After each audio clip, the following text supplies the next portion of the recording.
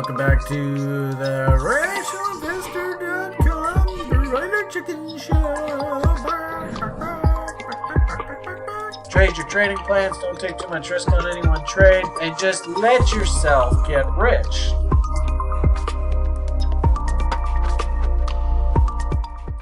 Hello, everyone. Welcome back to the RationalInvestor.com's Broiler Chicken Show.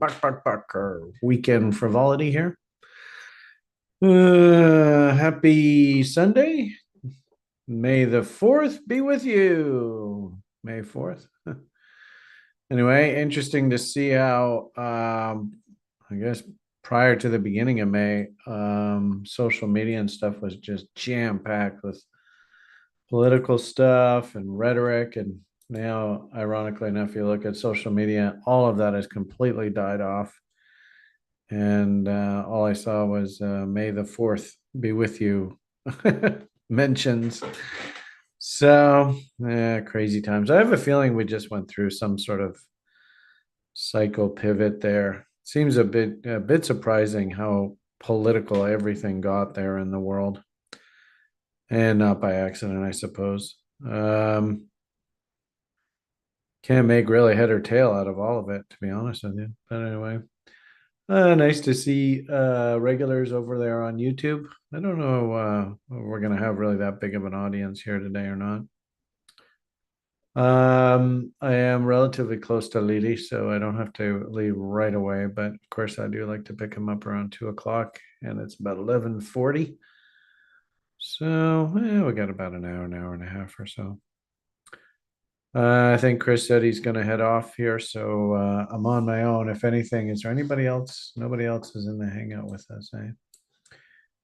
I'll try and keep my eyes open. If you are trying to get into the Zoom call with me here, and you just don't see any response, maybe at me in the lounge, and I'll look over at that screen because, like I said, Chris is probably going to take off here. Feels as though we're turning this corner here. Is interesting in the newsletter. Actually, I don't know whether Chris gave me the newsletter link or not. Let's see, did he? Yes, he did. I have to say, Chris is incredibly professional. Very, very consistent. I always like that. Actually, I learned something new. I don't know whether you can see it. Yeah. I don't know whether you can see it that way, though, because I don't think it works. You got to go like this. But if I can show you on the camera. Turns out that I have a crescent moon on my palms. The veins that go from, I guess, the right-hand side to the left-hand side. They actually said that's actually very rare. And also, too, I was just musing about it because, of course, Chris and I share the same birthday. And I was listening to, who was it? I want to say Edgar Casey. I don't think that's right. It's close to that name. Anyway, comments about if you were born in May, what type of personality does that make you? And actually, Chris and I share a lot of similar personality types. So anyway, just musing here a bit. I'm going to be heading on the road here again shortly. I think we're going to try and do I still owe Chris a dinner. And I think I'll buy him his birthday dinner in Kansas City. We'll do a barbecue. Something like that. Kansas City barbecue. I think it's supposed to be pretty famous. I don't know. So I'm actually going to be heading down to Cotter's place. If you know the site, you know who Cotter is on the site. And I'm going to be then heading over to Craig's place, Casper, on the site. And then we'll be getting together with Chris. And actually, another gentleman maybe on the way back after I've done my fun little dance around Southern Illinois. Hell, I might even buy a house. Who knows? Actually, I think in Missouri's looking a little bit more attractive than Illinois these days. And yesterday was funny. I saw there's a whole bloody school for sale in in Iowa, in the middle of nowhere. I gotta sneeze.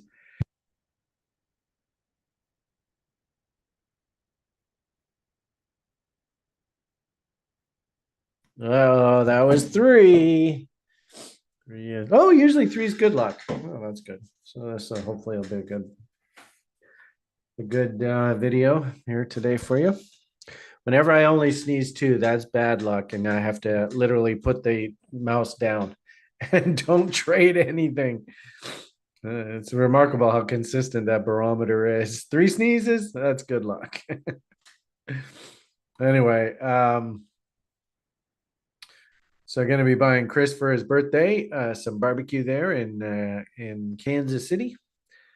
And then we're going to take a look at a few places between Kansas and I guess Evansville, Indiana, along that basically that corridor. There's some interesting land available.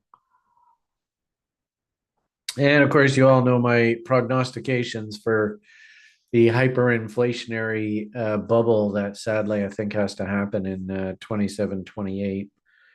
So I wouldn't mind just like locking in some land um, under our belts. Anyway, I did put out a funny tweet yesterday about the school, and I even just said, you know what? If you guys want to, we always wanted a campus. So if you guys want to turn this old derelict school into a trading with Brian campus, I don't think we can really call it TRI because the two gentlemen that I'm in partnership with here, I don't think they have any interest in something like that. But you know, I might just call the guy up and just buy the place myself. But I said on my personal Twitter page, if you guys throw up half of the money, I'll put up the other half, and we'll just go buy it lock, stock, and barrel. Couldn't believe it. You can't buy a one-bedroom condo in my piece of shit country because of the bankster crooks hyperinflation. But you can buy a full-blown middle school, like 10 acres, gymnasium, football fields, the whole damn thing, teachers' offices, boys and girls' change rooms and washrooms and lockers, the 12 classrooms, the whole damn thing. But you can't buy a one-bedroom condo in China. Talk about you will own nothing and be happy. I mean, the scenario is literally playing out right in front of our eyes. And I really weep for the future, like the kids, right? Like growing up, there is no way in hell anybody's going to be able to afford to buy a house. It's absolutely impossible. And I would argue that the resolution to this is Chinese real estate has to crash here. And if the Chinese market follows the same logic as the US market, the US market topped out its cycle, its positive cycle in the year 2000, dot-com boom, all that. And then George Bush Jr. and all their cronies came along and completely blew up the housing market, real estate industry, the commodities industry. Into 2007, and the market actually topped in March of 2007. I remember it distinctly. It's fascinating to see that, and you know, I'll just do this illustration, then we'll get back on task here. Although I have no idea where I have these charts. I thought I did this with the community over here. They don't look exactly the same, but they sure as hell look a hell of a lot similar. So this was the US stock market in 2007, 2008. Yeah, here we are. So big top. There's this sell signal. And I like to use these moving averages. They're Brian's crazy moving averages, but they work really, really well. So when the 13 EMA on the weekly chart, it crosses back above the 30 SMA, you can see a really bullish trend. Here's a good example. Bullish trend started there in September 06, and it just kept grinding on and on and on and on until it ultimately broke there in November of 07. And then we actually officially topped out and started to break down in earnest in the beginning of '08. And you can see that moving average did not cross back bullishly until all the way over here, May of '09. So interesting when we look at something like it's not exactly the same. Maybe it would be like the TSX. What do we have? TSX composite. Let's see if we can get something like that. All right, so fast forward to today. And oh, interesting. So you can see here in December of 23, the market turned back up. And it's been grinding higher here all the way into March of 25. Again, there's that sort of March reference. And we just crossed back bearishly. This is dead cat bounce, V bottom straight up right into resistance. It'll be interesting to see where where this thing crosses back up. And then that historic reference. The US stock market, of course, topped out .com boom 2000. That was the greed cycle apex. And interestingly enough, that was over here. You had the .com blow up and then the recovery. And like I said, this is Junior Bush's presidency. And then we had to go right back down to whatever those lows were that were put in that previous cycle pivot. So there's 7, and then there's the recessionary lows from the end of the .com boom. And you notice that we actually had to go through those lows. So you wonder whether this is the COVID bottoms, relatively speaking, for China, which would make sense, I think. So again, if we look at that Chinese situation, COVID lows are all the way down here. And notice, of course, look at those big juicy gaps down there. Just look at that hole. You know, this is a great learning piece. Anybody who's just watching this, never done technical analysis before. That gap wants to be filled in. Gaps, especially on the weekly price charts, they do not want to be left open. So that, I think, is probably your ultimate destination for this Canadian market. And we probably go through these lows, just like you saw on the S&Ps. We went through those lows, finding that bottom. And also, too, if we think about, really ironically enough, the cycle pivot was 2018. All of this is all bullshit.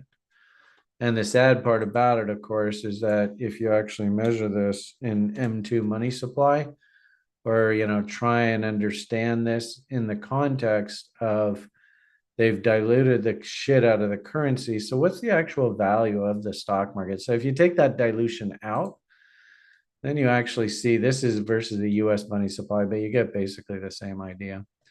So there is 2019, and really you could argue nothing's happened here in the stock market since. Isn't that incredible? Like literally, yes, the newspapers will print and the politicians will say, oh, we're doing so much better and life is so great. But in reality, actually, it's just a big zero-sum game. Nothing's really happened. There's 2019 right there. And fascinating, just as we were getting up into these levels, oh, we're going to break out. It's new bull market. In comes a big fat top. What are you supposed to think if you ever see Justin Trudeau or now that stupid Mark Carney asshole? See them smiling at you. There is the bankster crooks, Rothschilds, Mark Carney, who basically is a puppet of them smiling at you. So I don't know how bad gets here in China, but we are basically in the same part of the cycle. Like I said, this market actually pivoted in 2018, China here. And I would actually argue that this is all bullshit here. This was just, you know, remember when this sickness happened, Powell was like, well, I just want to get the economy back to where it was prior to the sickness. Right? So that's really what this is. Anyway, so the point being that if we do have to revisit those sickness lows, right, that's all the way down here. I don't know how bad this could get here for China. Could get pretty ugly. And just think about it in real terms, right? And this is what really depresses you about all this, and why, this is, people who are sitting on assets, inflated asset prices, and houses should not have been securitized. The fact that houses were securitized actually is a really, really bad sign for our society. But in the dot-com boom, of course, Nortel Networks teach everybody in the education program. John Roth came out and said, "This is crazy. I got to sell. I got to get the hell out of here." And Alan Blinder, he was Obama's chief economic advisor and all that kind of crap. Was laughing at John Roth publicly on television, criticizing him, making fun of him for selling and believing that the internet was a big Ponzi and was going to collapse. And of course, Nortel Networks within 4 or 5 years was bankrupt, worth zero. So who was smart there? I might argue the exact same situation in the Canadian real estate and business is exactly the same as what you saw with Nortel, like 2001, 2002, 2003, 2004. Not prior to the bubble peak, but after the bubble peak. It's bad, bad, bad. Anyway, so technically in my country, even though this new dear leader has taken over, and frankly speaking, all his solution is just to print money that we don't have out the wazoo, and hyperinflate prices, and of course raise taxes as much as possible. And of course, all that new lending at interest, bankster crooks, absolutely love it. More financial slavery for China. And I have to say, honestly, sitting, and this is what has me scratching my head a little bit, is I do believe that Mr. Polyev, if he had won, he was going to try and unwind that bankster crook money printing great reset con job that they have going. I don't mean to be rude, but I believe that Mr. Trump is in bed with all of these people.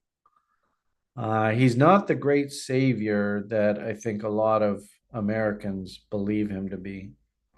I think he saw an opportunity as a way to sort of embrace that and appeal to people who are feeling a lot of pain because of the inflation. And literally, inflation is nothing more than the confiscation of a nation's wealth. So let's substitute the word inflation with just the word theft. So I think a lot of them, all of us in the entire world for that matter, are absolutely, morally just, we're just put off by the fact that basically these banksters are stealing a generation's wealth, just literally taking it right from us. There's not a damn thing we can do about it. Ironically enough, now we're in a situation where, you guys are all rooting for higher prices, but you don't understand that the higher prices themselves, after they've been inflated like this, the only way that can happen is if we have more inflation. So you all want $1 million Bitcoin and your shit coins to be going 10x and 100x. But really, all you're asking for is, can we please have more inflation? And I hate to say it, I think you're going to get it. If we look at the money printing, which is really what this is all about, and you feel a little depressed in a way, because you know what the actual truth is. Although I haven't updated Brave here in a bit. My browser's not very happy with me right at the moment. Are you going to open up? Oh boy. Maybe I shouldn't do it off of here. Let's put this one away. But I show you all repeatedly the money printing image. So you all know exactly what inflation really is. Let's see, are we going to be able to open up here? Oh, come on, you piece of crap. Damn it. Well, I'll have to reload this. I don't know whether it's going to make everything crash or not, but we'll see how it goes. All right. Open layout. Hey, there we go. What do I want to find? There's just M2. M2 tastes great. There's the versus housing. I had the US and Canadian. There it is. And then this has like the Asian and Europe on here as well. So you tell me, any slowdown in the money printing here? Should we be expecting inflation to slow down? And how ironic, eh? Biden, of course, passed a whole bunch of legislation, which really got this inflation going crazy here. Then everybody sort of got religion. I remember Druckenmiller was like, "What are you doing to us, you assholes?" And I think the powers that be listened to people like Druckenmiller. All right, we better, calm down and clean our attitude up. But here we are. What's fascinating about this, of course, is that the Fed is talking that they are keeping short-term interest rates high and they're serious about inflation, but the money printing itself speaks for itself. So the fact that US M2 money supply is basically breaking out two new all-time highs as we speak means that there is no end to the hyperinflation. It is going on, which, and then ironically enough, you look at the rest of the world, there's poor old China. There never was any religion. At least the Americans, they pretended like they actually cared. In my country, of course, they didn't even pretend. Fuck you, stupid peasants.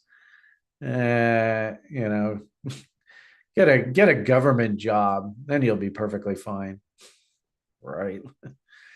Over in Europe, of course, and of course, talk to Stuart about it. It's so bad in our society now. They don't even sell eggs by the dozen in Europe anymore because the price would just be way too high. So now you can only buy like 2 eggs at a time or something. It's just awful. And then, of course, Australia, no quit whatsoever in the money printing out of there. And interesting, I had made reference earlier that I thought that Mr. Trump really he's basically in bed with all of these people. Remember the guy now who's running this shit show here? He actually basically paid Trump and like his son, so basically all money all in the family. An absolutely insane amount of money. And I think that Trump came into the Canadian election and literally manipulated these silly, very manipulatable Canadians.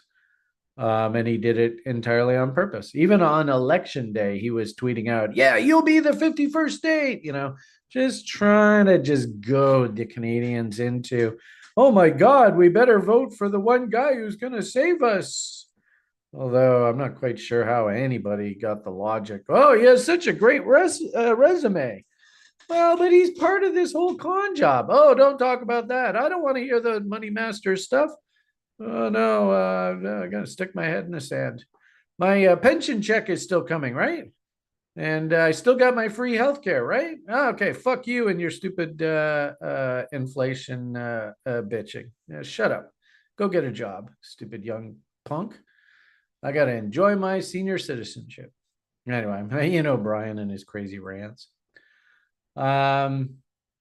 So I actually believe, and like I said this before, you're probably not going to like this, that Mr. Trump is just as bad as any of these other guys. And if anything, he's in bed with them, but he's playing both sides of the equation. And he's trying to, cater to ironically enough, the part of the US population that really doesn't want to see more inflation, but it's a con job. Oh, well. That's what you get for living through these great reset times. And then you see the reality of what these humans are really like. And it's not ending. There's no end in sight here. So the question, I suppose, is when we do get to 27, 28, do we have to go through one of these kind of crazy ass money printing situations? There is talk. I do know some people were talking about there actually being like a really, really bad war. Like the European situation gets absolutely out of control. And of course, China's got its eyes set on Taiwan. Um, and then I suppose there's probably 20 other variables that could kick off some sort of crisis that we're not even thinking about. But I do like the idea that 27, 28 probably got another big whack of inflation coming ahead of us here. I don't see any slowdown in any of this. And if anything, these, like I said a second ago, they're all breaking out to new highs. So it's just business as usual. Fiat currency is worthless. The only question here is there substantial movement higher for Bitcoin here? I don't know. That's a tough one. It's 80, 90,000 dollars a coin. I mean, is it realistic that Bitcoin 10x's from here? I don't know. Actually, when I look at the Bitcoin chart over the long term, it kind of feels like it's doing that sort of S curve kind of thing. The question is that S curve adoption, is it on a log scale or a linear scale? If it's on a log scale, then we still got lots of room to go. If it's on a linear scale, then I have a feeling we're pretty close to some sort of end. It was interesting to see how the gold story started to unwind here recently too. Um, I was barking at length with you people about not chasing. And if you fancy yourself a trader, oh boy, especially when the public starts saying stupid things like I'm going to go all in on gold, that's when you're asking for trouble. So there's a 4-hour chart on the gold price. Looks like it's trending lower, which is interesting. Our newsletter that we put out here today, it's kind of a mixed bag. There's some bullish prints, some bearish prints. Wasn't really like everything's falling out of out of bed, off a cliff, whatever term you want to use. Some of the econs here this past week actually came in fairly positive. I think jobs numbers are pretty robust considering they're trying to fire as many government employees as possible, and Musk and all that crap. You just wonder, had they not fired those federal employees, what would this jobs number actually have been? Which just would have been staggering. But of course, what I find fascinating, of course, about Donald is if the news is bad, then it's all the previous president's fault. If the news is good, then it's all his. It's because of him. How do I move this silly newsletter over here so I can see it? I don't know how you do this. Oh, there's a scroll bar or something down here. There we go. Oh, come on. Gee whiz. Oh, actually, that reminds me. Chris, are you still here or are you gone? Oh, okay. Did you see that note from the team about the videos in the video room and the advertising? Yeah. Okay, cool. Yeah. All right. Sorry about that, folks. All right. So anyway, trying to finish this thought off here. Past week, these numbers aren't terrible. I mean, Europe, yeah, it's a train wreck. What do you expect? You got somebody murdering people on your eastern doorstep, and you actually expect economy to do well? Come on. So Germany, of course, still mired in disaster, and it's probably going to take 10, 20 years to fix that. And the irony of all this is Russia is basically, in my personal opinion, Russia is guaranteeing that they will be going to war with Germany again in the future. From what I understand, Germany was trying to sort of create itself as a pacifist state. Now that we are, the better part of 100 years from last century's disaster there in Europe. And ironically enough, this is exactly the same thing that happened with France. France was theoretically demilitarized after Napoleon was deposed. And slowly but surely, France, once we got into the 20th century, worked its way back into being a military power again. And frankly speaking, these silly humans rinse and repeat. So the Germans now, and if I understand correctly, the legislation is going to be rammed through, basically giving themselves permission to hyperprint. And of course, this is exactly what the banksters want. And of course, a lot of that hyperprinting will go directly into military spending. And we'll end up probably 100 years from now doing the whole damn thing all over again. Let's hope to goodness that most of the major murdering is over. But I have a funny feeling, like I said, the latter part of this decade, I think, is going to be really nasty. Be interesting to see whether we here in North America actually have a full-on war or civil war here. It wouldn't surprise me. But the US data here, interesting how GDP actually printed negative, and a lot of people are blaming this on simple fact that everybody went and bought all their imports as much as they possibly could before these tariffs kicked in, and nobody bought anything domestically. So how ironic. Trump does everything in his power to try and force Americans to buy domestically. And so they go and front run and buy everything internationally possible.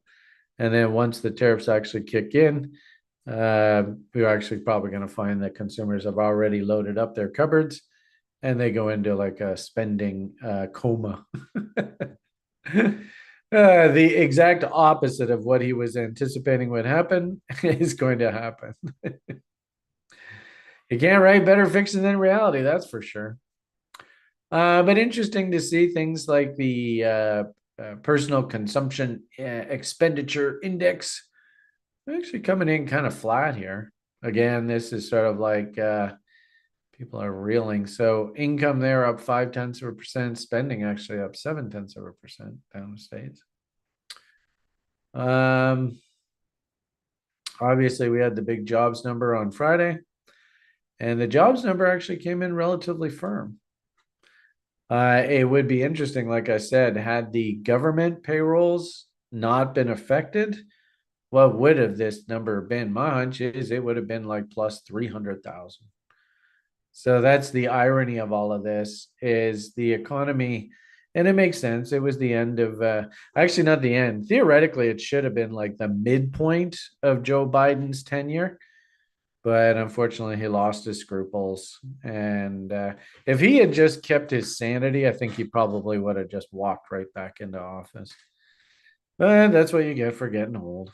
So, anyway, so ironically enough, with all of the government firing, this number still came in pretty robust because the private sector is really, really ramping um, hiring. What the fuck? Look at these assholes. Now they've basically taken over this chat here. So I'm gonna have to start just. I wonder how you do that. God, even while the live chat is going, and this is, you know what this is? Oh, this is YouTube though. Isn't that interesting? So I'm gonna have to sit here and basically anybody who types XAI blah blah blah bullshit, which is just garbage. My professional recommendation: do not touch XAI49Z. Do not touch it. Do not buy it. Do not look at it. Don't even think about it. So there you go, you silly bots. That's what you get for spamming me. I'm going to publicly come out and say that your product is a piece of shit.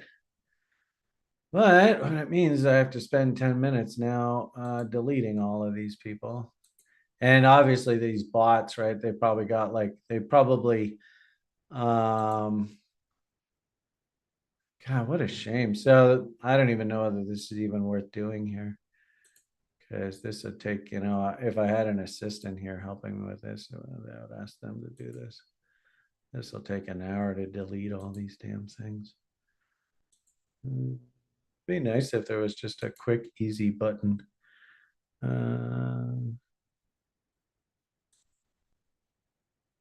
don't even know how you do this. So I think probably we should probably even put that in the title of this video. Do not buy XIAI49Z. It's a piece of shit. It's garbage. You will be ruined if you touch this thing. Oh my God, look at all these damn comments. God, I'm probably wasting everybody's time here. And if anything, this makes sense, right? Because a lot of people, I don't really do these live videos anymore. Just such a shame. This was a nice way for us to interact. Look at this garbage. Total waste of time. Why are people doing this? Yeah, and then somebody says, Brian, you should block BLCK these bots. Well, how do you do that? I'm just going through and I just noticed it out of the corner of my eye. What a nuisance, eh? Can't even I need, like literally need to hire somebody. And I've watched some of these people do like live streams on YouTube before, and they literally have to have somebody just sitting there just deleting these stupid, and it's it's like some Chinese fuckers,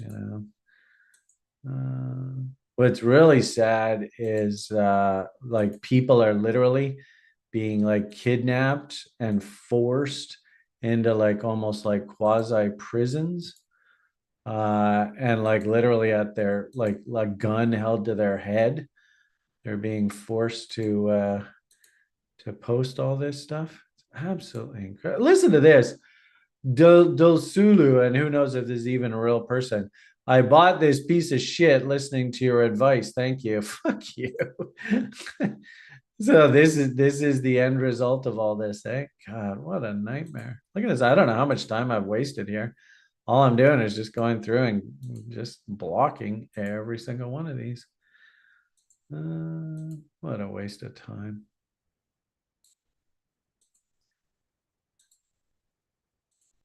This is what our 21st century society looks like. I think it's probably time that I wind all this up then. If anything, this is actually a really good anecdote of we started this fun experiment about, geez, I guess about 15 years ago.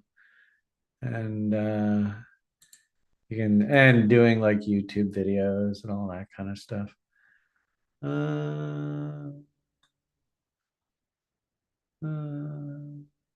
Hello, Brian. Are you okay? If you're ill, you are allowed to have some sleep. Oh, that's nice. Thanks, man. Appreciate it. All right, now let's see. Well, there are a whole bunch of spam since I deleted all those. Enables subscribers only mode. Restrict chat participation to subscribers only. Oh, that's a good idea. Thank you, Kevin.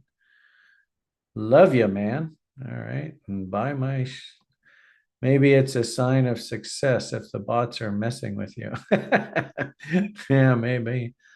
To block the bots, ask Alan's shill AI or other AI. All right. How do we, there's got to be a way. So you're saying that I can hit a button here and subscribers are only allowed to participate? I like that. Moderation activity, timestamps, reactions, pop out chat, send feedback, community moderation, participants. I have no idea. Isn't that interesting? Yeah, there's only a few people here. Isn't that ironic? It says participants, and there's 1, 2, 3, 4, 5, 6, 7, 8, 9, 10, including myself. Oh no, you have to figure out where the hell the damn button is, eh? Does somebody know? Kevin, you say enable subscribers only mode. Where do I hit that button? Then maybe we can get back to talking about the market. Subscribers only mode. I have no idea where you hit that. Show 53 viewers on YouTube. Yeah, I know, but I think probably most of them are bots. So they're not even real people. Isn't that funny? Community moderation. Is that how you do it?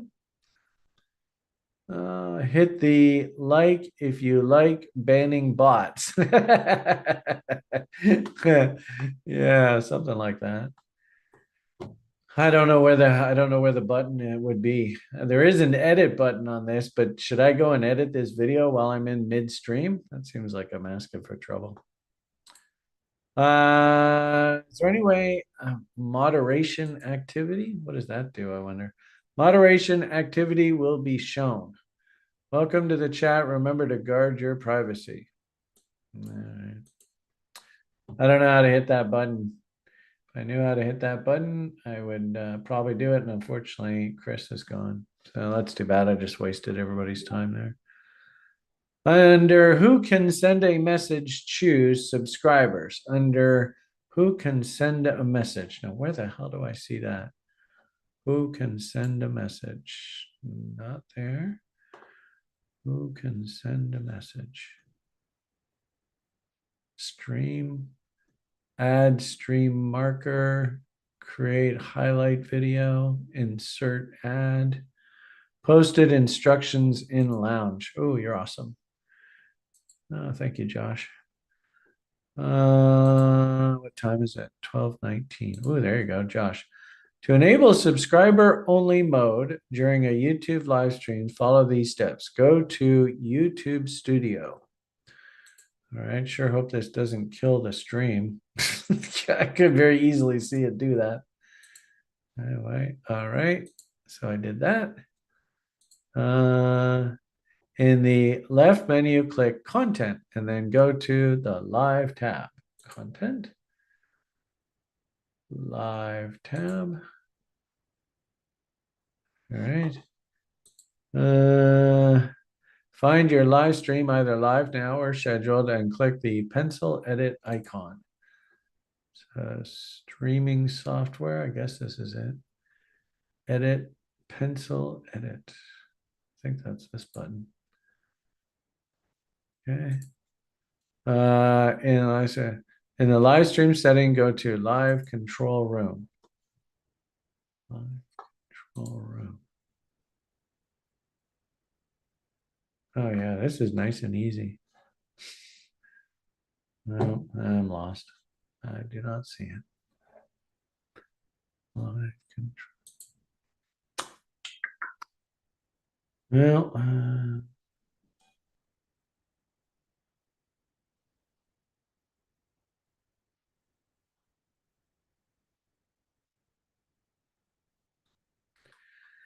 no, I have no idea where this is.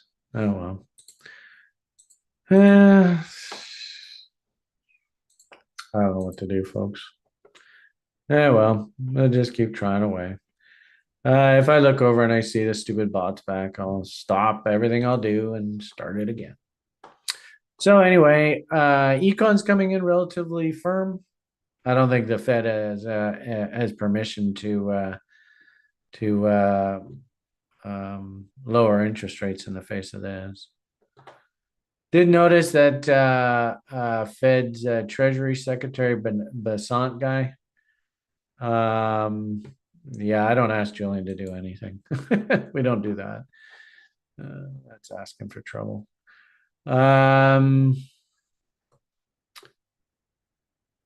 Where is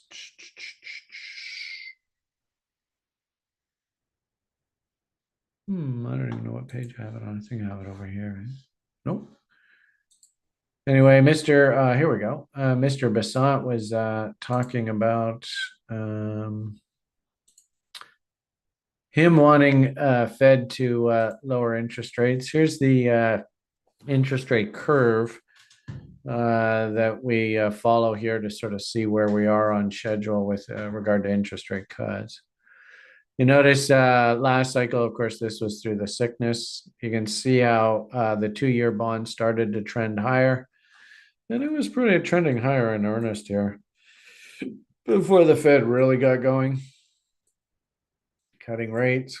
So you can see here was the Fed sort of begrudgingly cutting rates as this was trending higher sharply. And then you can kind of see that, especially through this period here, 2-year bond kind of just went sideways and in a bit of a trading range. And then, right at January 2020, that's of course when people started dropping over there in China. And then the sickness eventually worked its way through Europe and into the Western civilization, and 2-year bond went absolutely nuts as the whole economy was shut down. And there's your Fed begrudgingly. Remember, I will sacrifice my life to save capitalism, all that kind of crazy panic talk. So, the current Treasury Secretary, and of course Trump, real estate guy, obviously he wants interest rates lower. They've been lobbying hard for the Fed to actually move. But if we actually look and keep this in mind, right, kind of like a trading range, and the Fed's sort of like, we don't really want to do anything. Inflationary pressures are still pretty high. I think we're still in that kind of environment, right? So, is this bond market actually breaking out to new highs? No. It looks to me like it's caught in a trading range, and it does look to me like it's getting a little tired here.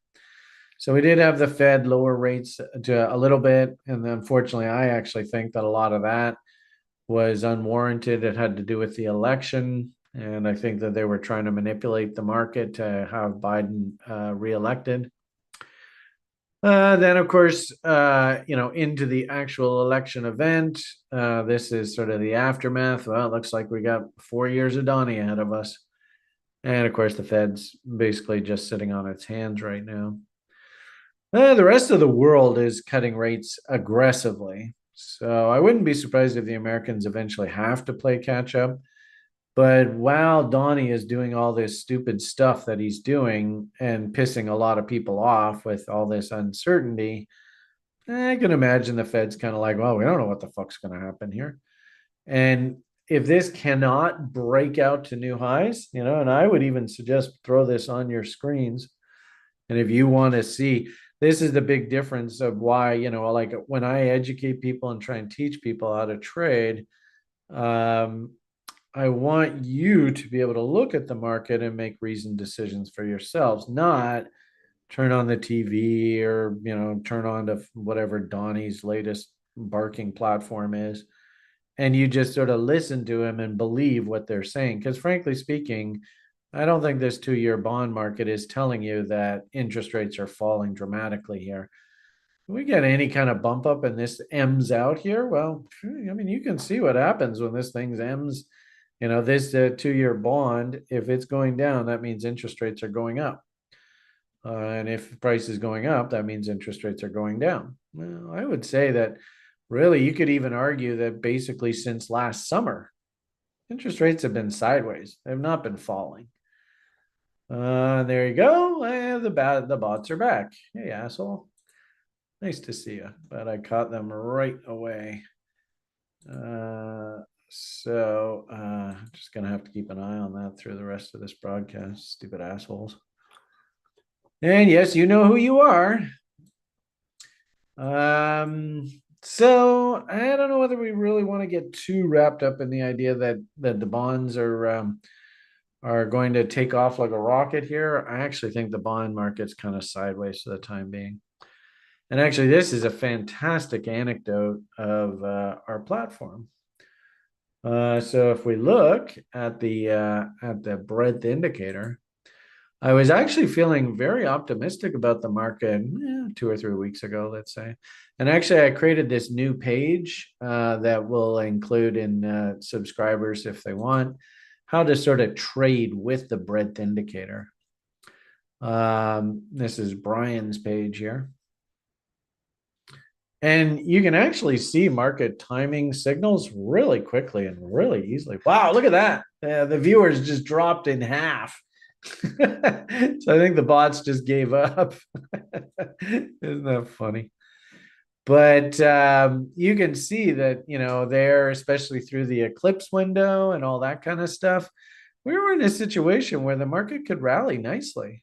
I mean, they always say currencies lead everything. So I would actually start your analysis always with looking at the currencies. You could also assign somebody with moderator powers to kick the butts for you. Yeah, that's theoretically what my assistant here in the video call is. I don't know whether I want to start promoting. Adam, if you're around, or Joshua, if you're around, I suppose I could trust you guys. Who else? DDBB. I know you've been around here for quite a while. Anyway, it's interesting. I get rid of all of those people, and now there's like nobody there. Oh well.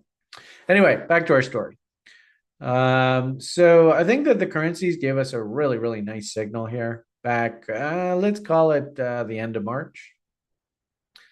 I remember, of course, we went through that whole eclipse window. Remember Cole counseling us, Brian, you're a stupid idiot for moving through this window. You're a nut. And it really was a bit nutty.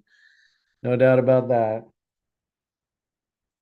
But the whole market lifted nicely. And the sad part about it is as these markets were lifting, and keep in mind, this is the inverse of the DXY, right? Because the US dollar index is a basket of all these currencies. So if all of the currencies are all falling, so you have this kind of situation, then that means that the US dollar index is getting stronger and stronger and stronger. And at some point, it's going to top out and it's going to have to go the other direction. And then, so really what this image here is, if you see the currencies look like this, it means start hunting long setups in Canadian dollars, Australia dollars, euros, Japanese yen, Swiss franc, whatever. Gold, right? Gold's also an anti-US dollar proxy kind of idea. And just think of it as hegemony, right? If the hegemony is doing great, then that's disinflationary. If the hegemony is doing poorly, then that's hyperinflationary. Got to print more dollars, right? Keep the system going. So we had a beautiful lifting there. The entire currency market all lifted. US dollar really came off in earnest. The gold market went absolutely stupid. And the sad part about it is, and let's see if anybody can play connect the dots here. What did the public say right here? And keep in mind, this is like anti-US dollar, bullish of, right, whatever the anti-US dollars is. It could be euros, British pounds, Canadian dollars, Australian dollars, Swiss francs, gold. Remember the silly little gold kids? And I'm going 100% all in on gold. Here? What are you, stupid? Where's that tweet? What was the date of that? I mean, it was just the dumbest thing possible. And the cool part about it is the TRI breadth indicator. It will prevent you from ever falling into this trap. Is that worth the price of a subscription? I think so. But here basically is the end of April. And this stupid idiot is talking. And frankly speaking, I think this is psychops. I don't think that this is a real person, but I think some hedge fund manager or something like that wanted the public to go, oh, well, I guess gold's a good buy in here. And you're right. It was a goodbye. Say goodbye to your money. These stupid idiots. And of course, like I said, I don't think that this is it. This is the same thing as Eric Trump telling you to buy Ethereum at $3,000 a coin. It's the exact same thing. Just absolute stupidity. And you sit there and you go, okay, well, I'm a professional. I played this game 30, 40 years. I know that this is a really stupid move. So whether it be Eric Trump recommending, oh, I think Ethereum's a good buy at $3,000, or this doofus, I think I'm going to go all in on gold here right at the top of the market. Can Trump be this stupid? Is this possible? Ironically enough, I think it is, because frankly speaking, arrogant people usually back themselves into a corner and eventually the market punishes them. They always say those whom the gods wish to destroy first make drunk with power. So Mr. Trump definitely is very drunk. And I think his sons, of course, are really not that smart. And frankly speaking, these are the people that brought you Trump University, the biggest con job of a fucking scam of a business you could possibly have. Why anybody trusts Donald Trump is absolutely beyond me. But anyway, this is basically the world that we live in here, where none of you can trust anything. If anything, this is why you have to take our education program, is empower yourself, because you can't trust anybody, not even the Beamish. And frankly speaking, I don't want robots. In fact, Joshua used to always laugh when I say this. And I've been saying this for years. Robots to me are useless. What I want is educated, wise, rational investors working with me. Anybody that says, "Oh, Brian, I'm here, just tell me what to buy and sell. I'll pay you money, but just tell me what to buy and sell." I don't want that in my life. I don't need that in my life. So anyway, point of the matter here is this was right. Basically, you can see heading into the end of April there. And if you had subscribed to our dashboard into the end of April here, you would have been like, "Oh, wait a minute, there's something wrong with this picture." Or if it was like the commodities themselves. Now, keep in mind, this commodity bread has oil in it, it has food stuffs, it has lumber, it has copper. So it's going to give you the general tone of commodities. But if anything, the currencies, ironically enough, are probably a better proxy for the gold. And of course, in our highlighted commentary here today, at the very moment that this doofus is saying, "I'm going all in on gold," I actually publicly came out and was like emphatic with the public. For God's sakes, what are you doing? If you actually, I mean, I don't know whether you guys know this or not. You should know this, but maybe you do, maybe you don't. Stocks are the ultimate leading indicator. So the stocks that are involved in a commodity space, they will lead the commodity. And at that exact same time, heading into the middle to the end of April there, you can see that this actually set up a textbook megaphone short. And, if you want to be a killer badass trader like that great Del Moody guy, you actually want to learn how to trade these megaphones. These megaphones are fucking insanely, hugely risk reward ratios. Right. And to add insult to injury, this one, I mean, the trader's trade would have been to hit the megaphone. And I actually even put out a tweet right when that happened going, "You people are buying gold and you don't even realize that there's a megaphone forming on this gold stock." This is so fascinating. It drives you crazy because I don't know anybody else. Do any of you know anybody else who actually told you, you know what? Maybe you ought to think about shorting the gold, right? I even said here, I'm kind of thinking about buying a put option here. I mean, do you know anybody in the public who was talking like that? And I even laid out the Barrick now, and like it's funny we're talking about.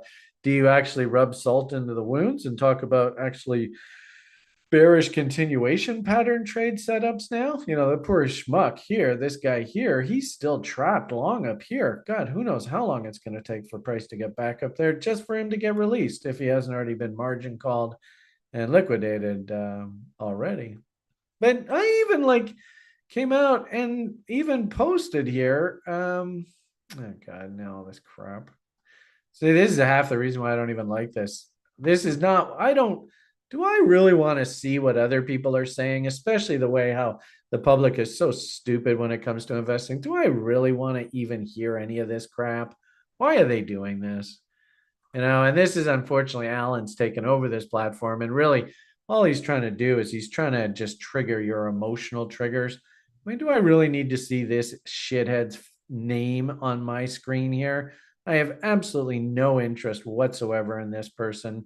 And she has absolutely no authority whatsoever to talk about being authority in our society. And yet she's going to be fucking like I mean, this is just garbage. What I wanted to show you was this thread, and now I don't even know how to show you that.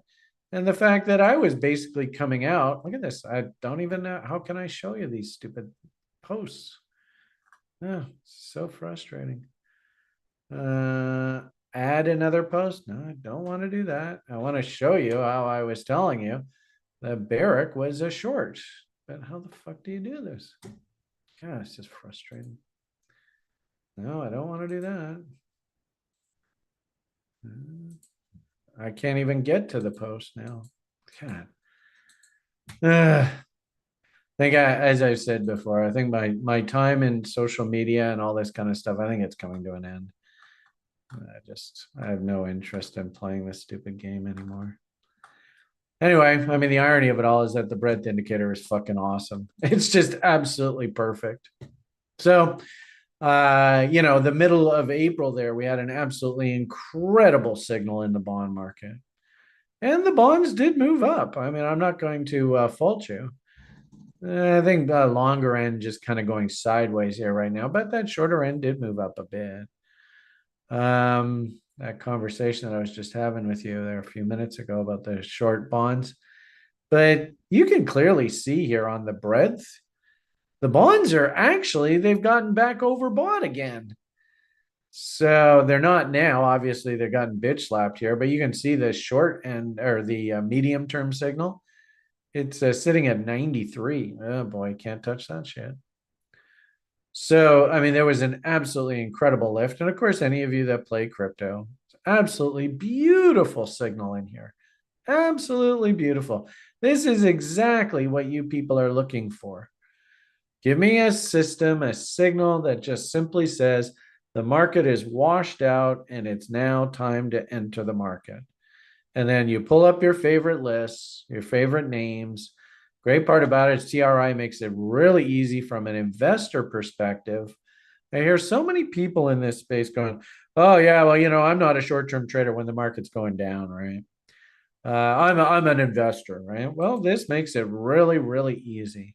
You are only allowed to consider buying names that have either an attractive or hunting buys label.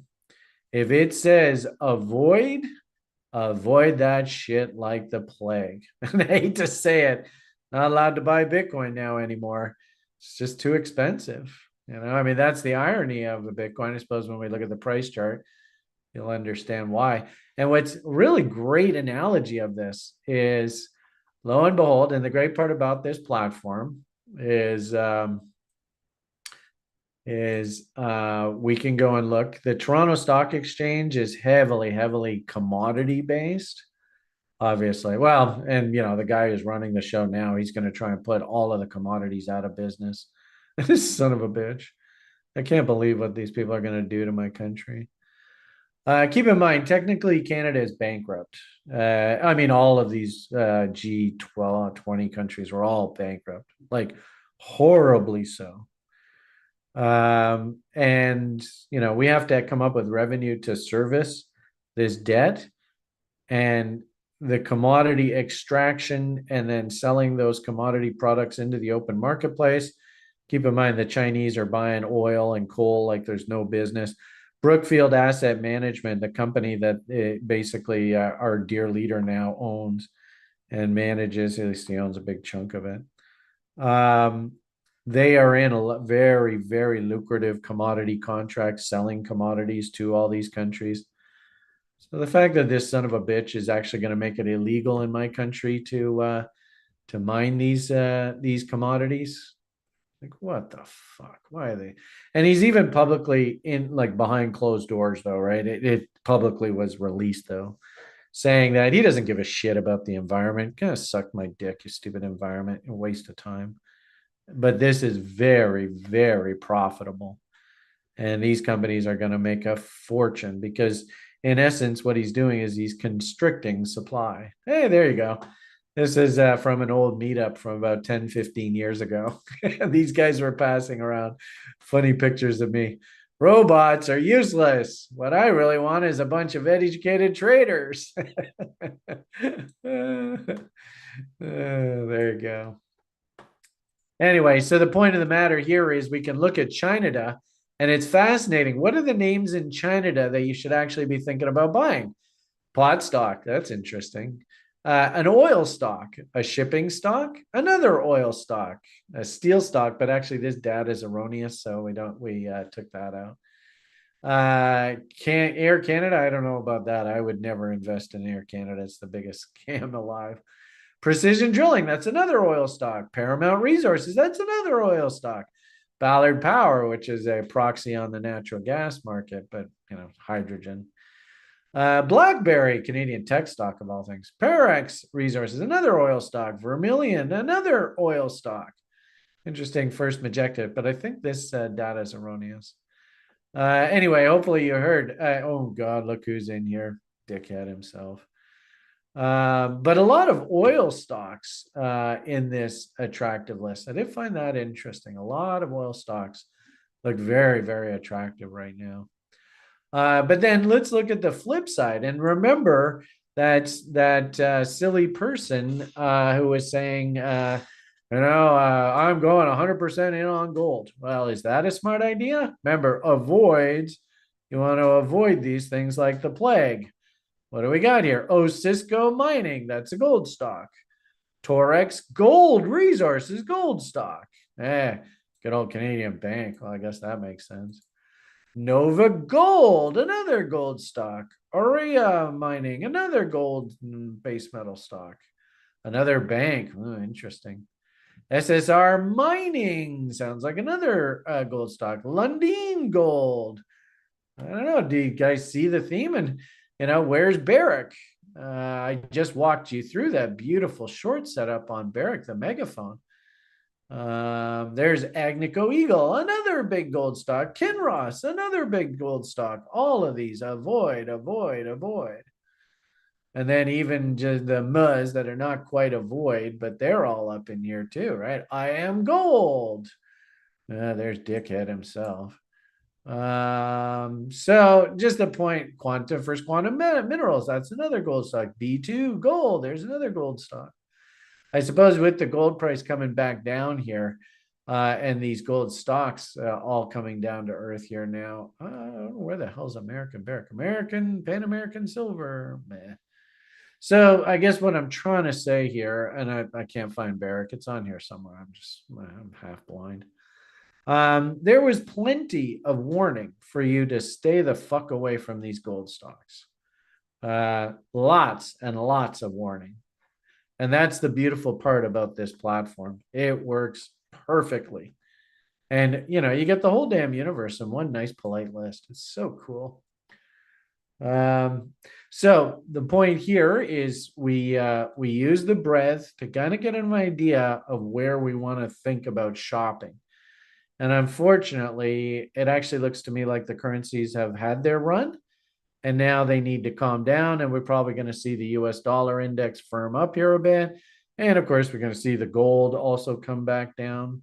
So we can't really think about investing in the currencies until this starts bottoming out, i.e., it looks like this.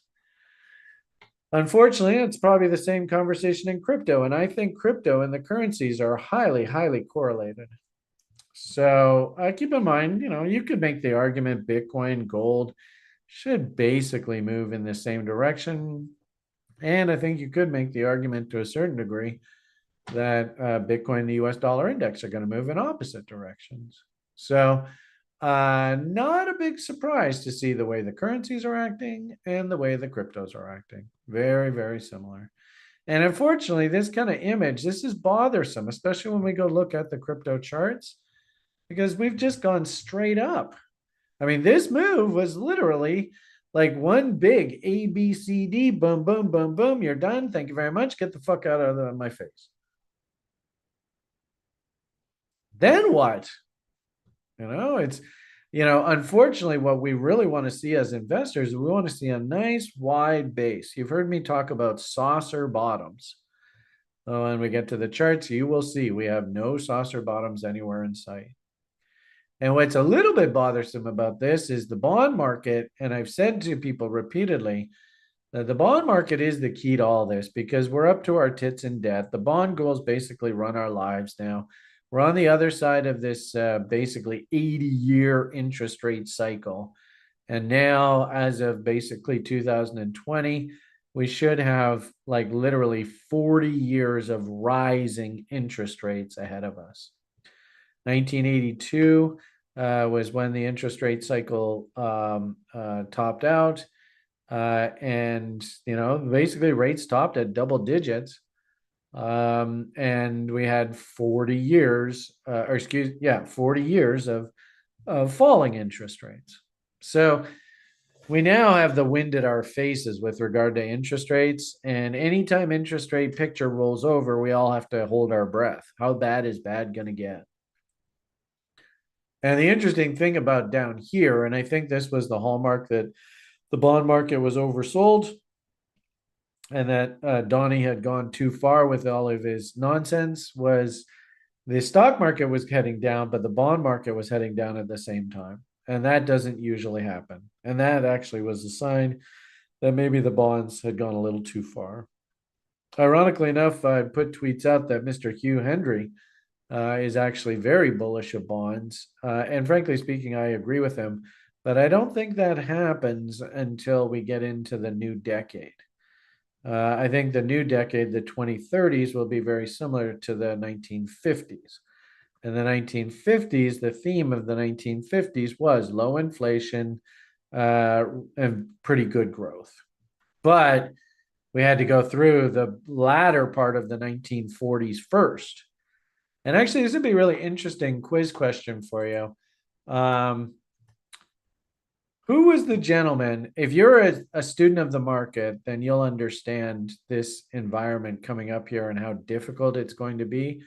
Who was the very famous market technician who basically owned the market in the 1920s, who committed suicide in the, I think it was 1948, if I'm not mistaken?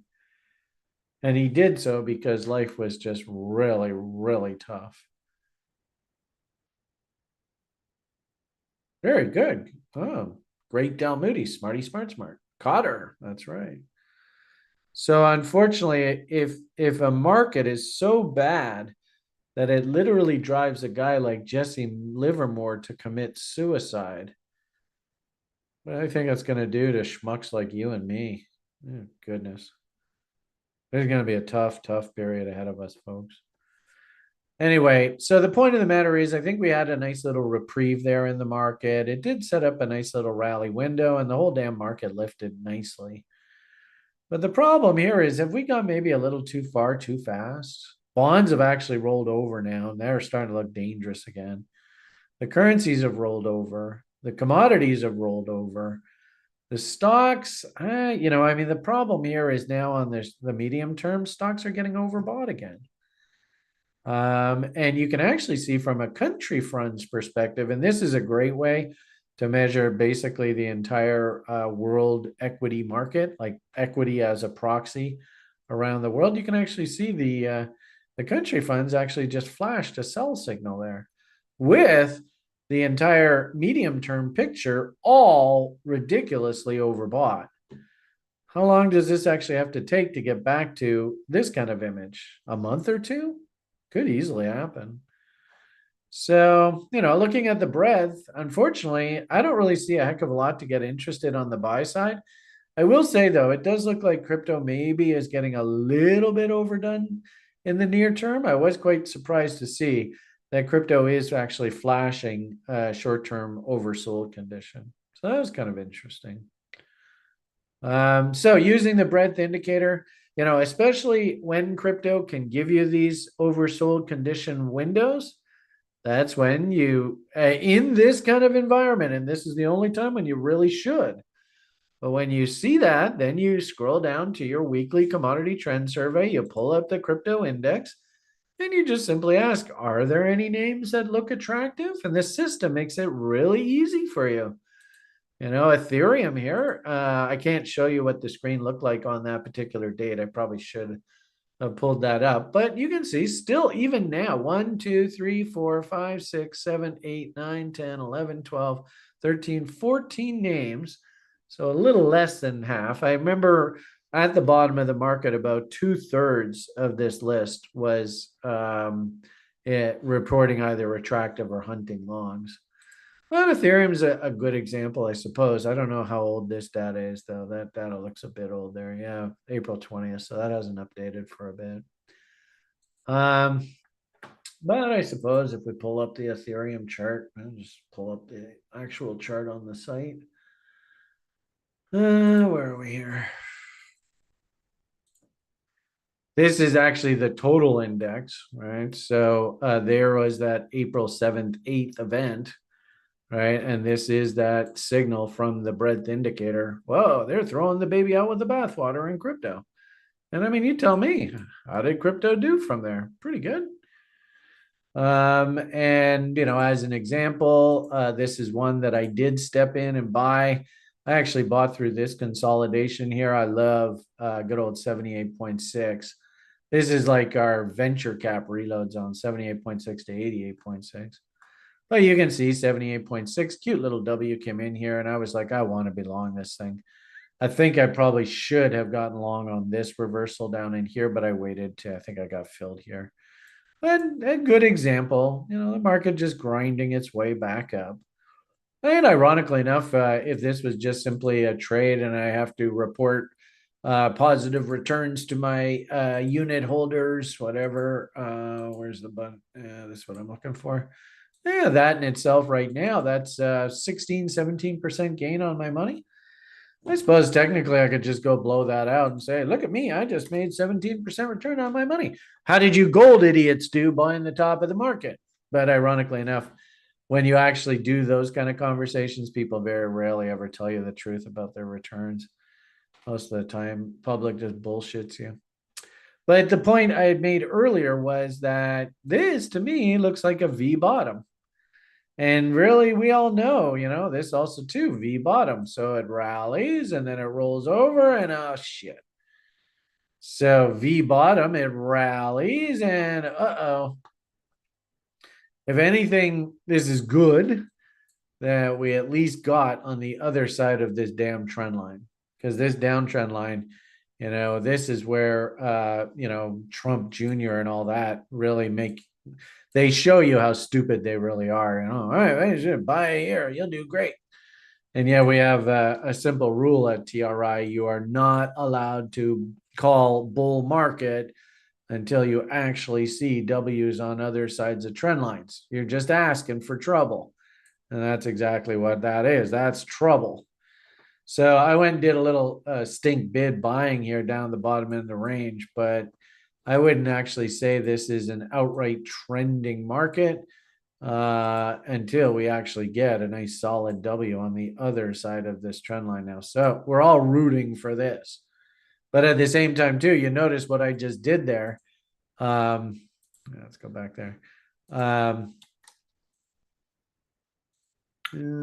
Yeah. It would actually be impossible for me to get a buy signal here because, like I said, I need to see a W. So at the very least, you need to see the market come down and test that low. My hunch here is that we're probably going to have to come back down and play along this trend line. I don't know how deep we go here. I really don't know. But I can't get a buy signal here. And, if we start looking at things like momentum indicators, I built this indicator a million years ago just to simply prevent me from chasing up markets. Because when this thing goes stupid, you're just asking for trouble stepping in on the buy side.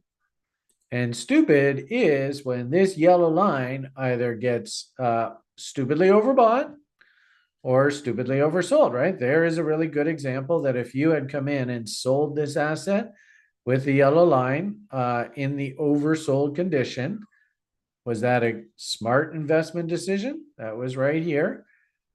Where were we here? Is that right there?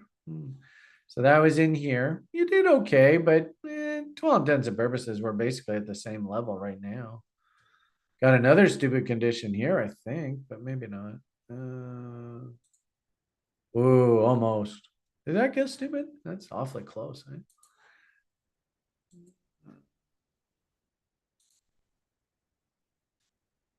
It did. Just barely. 80.66. So reading below, minus 80 is stupidly oversold. So it did go stupid again. Man, not the best idea to be a seller down in there. And in that one, oh boy, was that ever a bad move. That's selling right here. Boom, up we go. So I generally, when I see Willie stupid here, that's telling me stupidly oversold. That's telling me we're near the end of the move, not the beginning of the move. It's interesting on Ethereum in particular. I do like, I've been trading this fun setup that my buddy down in Sacramento, he seems to like my approach to the market. And like every single day, we're hunting the. I don't know whether he trades this exactly the way that I laid it out. But actually, it was kind of cool. There was somebody yesterday that asked me, Brian, how am I doing on this Sacramento slap setup? And actually, I even laid it out just point by point by point, really, really simple. I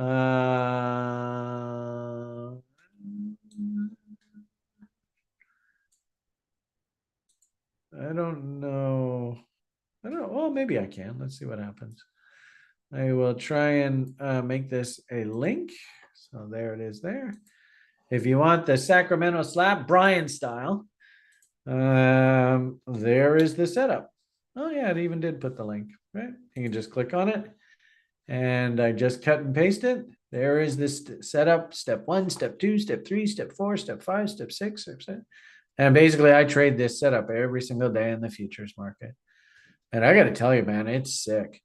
Because when this second M or W comes in, where are we here? Yeah, right in here. When this second M or W comes in, man, the signal, it's so crisp and it's so fast. It's like lightning. And it's just like, okay, I'm short.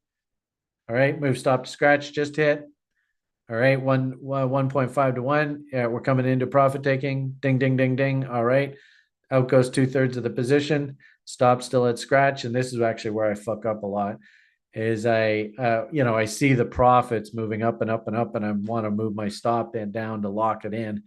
But really, the smart thing to do is once you get on that risk-free trade on that second, the 3 of 3 contracts, that third car, if you can get that into a risk-free trade, just leave it alone. And sometimes you come back at the end of the day, and that one car can like literally make you thousands of dollars, especially if you're trading the big boys. So anyway, there you go, everybody. You want a setup that's fucking just absolutely the bomb. There it is, step by step by step. Everything all laid out perfectly. You literally couldn't have a better gift wrapped gift for all of you. Anyway, I posted that in the chat here on this YouTube video. I tell you, that would be worth the price of a subscription alone. Getting that set up right there in a nice pretty package. It's just it's like right there, and I just gave it to you all for free. ES, Great Del Moody. I trade the ES Monday to Friday. The big US stock market.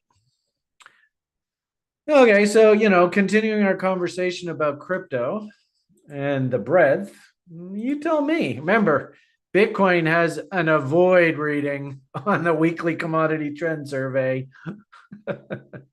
Yeah, Great Del Moody. I mean, I should be charging you people thousands of dollars for that kind of information. The amount of information that you've gotten for me for free, I would have thought the good Lord would have rewarded me for trying to help all these people. I don't know. I guess the good Lord has helped me. I don't know. Sometimes it's awfully hard to see the forest through the trees. Anyway, sure hope you are having a good time over at the site that you are a principal of now, making tons of money from subscriptions and teaching people all my fun concepts. Hope that's going well for you. Here was our crypto image. Oh boy, that looks nasty. Especially with the medium term looking like that. Oh man, that looks brutal. So, and then you pull up Bitcoin chart.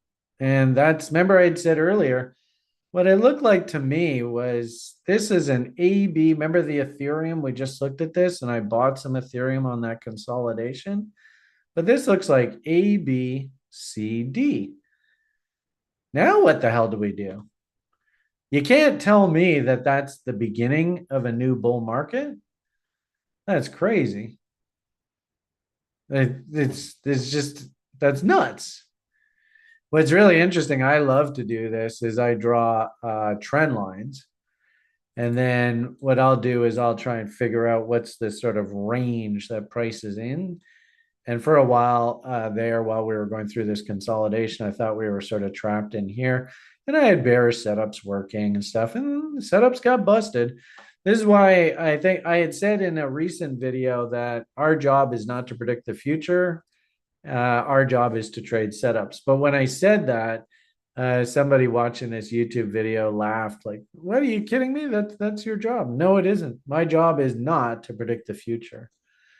My job, if there is a job to this, is to try and identify criteria that when I see a number of different criteria over time develop, that I see that there's a very high statistical probability when all of this particular criteria lines up, that certain things are likely to happen. But at the same time, too, I understand that I'm a statistician by trade, which means that I will never be right 100% of the time. Never. It's impossible. Just as a statistical model will never be 100% one way or the other. As long as, if you keep putting inputs in there, eventually you will see anomalies. So currently, I think that our trading range is this funny looking trapezoid. And I think we just banged up against a very powerful trend line. So that low, that low. Trend line is confirmed on the trade through this high. This is what gives this market structure trend line validity. I believe that it is an active, valid trend line. And you tell me, is the market respecting that trend line at all? Doink, right into that level, stall. And actually, it was interesting watching this happen because, of course, you also see too, well, this looks like one of those reload zones that Beamish guy is always going on about. Oh, you're right. This fib here, though, is drawn off of this low, so I'm going to get rid of that. And I have this fib here is drawn off of this low, and I think that's the accurate one right now. So good old Mountain Man, one of the best futures traders I ever had the privilege to work with, Brandon Rigo, traded crude like a boss. This was religion for him. Just had to hit 61.8 anytime it comes up. This is probably also, too, a good example, though, that, levels traders, and here's another great piece of wisdom for you guys. Write this down if you've never heard it before.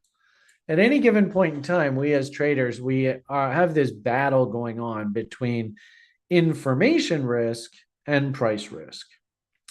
You can take price risk, which means that you're just going to hit Mountain Man, right? Because that level, oh my God, so often the market trades there and then reverses back down. And if I short Mountain Man, then I do great, right? So that's your price risk. Or you can wait for things like information risk. Well, now I have a 3-bar fractal that is fired here, which is a price structure. So now, on top of the fact that I have a level, a price, now I've actually got technical price action. You could also argue too, I'm not going to zoom in, but maybe this is even a bearish engulfing bar. And then we can look at things like our indicators in divergence. I still don't think this is a short just yet. I explained in the lounge yesterday why I didn't think this was a short just yet. But, for example, Willie is officially stupidly overbought, which means we have no reason whatsoever to think about buying here. You're an idiot if you buy when Willie is stupid. Just like, I hate to say it, I think you're an idiot if you ever step in and short when Willie is stupid. If you came in here and bought Bitcoin while Willie was sitting up here stupid, right? How did that go for you? Well, that was painful as hell. So here we are again. Do any of us have any business going and buying Bitcoin here? And oh, by the way, what a surprise. TRI makes it really easy for you. All you got to do is just pull up your crypto summary. And of course, we see, all right, where's crypto? Crypto index. What's Bitcoin doing? Should I be buying Bitcoins here? Avoid. Tell you, TRI makes this so easy for you. It's ridiculous. No, you should not be buying Bitcoins here. You're just asking for trouble. But anyway, so Willie here. No, you should not buy Bitcoins. You're just asking for trouble. This is a daily chart. Now, interestingly enough, with that Sacramento slap setup that I just posted there a few minutes ago, do we actually have enough anecdotal evidence from the indicators to justify an outright short? Here is our RSI. What did I say was my main criteria out of RSI that I need to see to actually justify a short? And when it comes in, holy shit, hold on to your hats.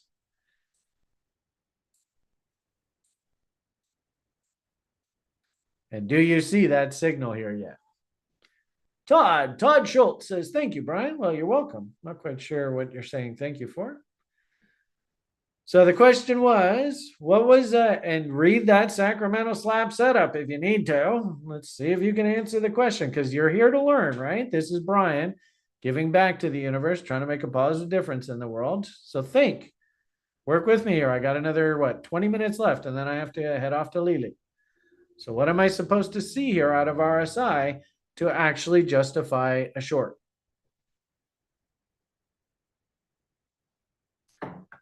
Anyone?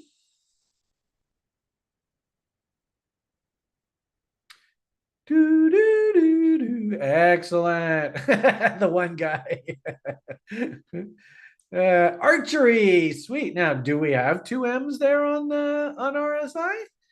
We don't even have one M. There was one M. Up, down, up, bang, fail. Uh-oh, there's an M.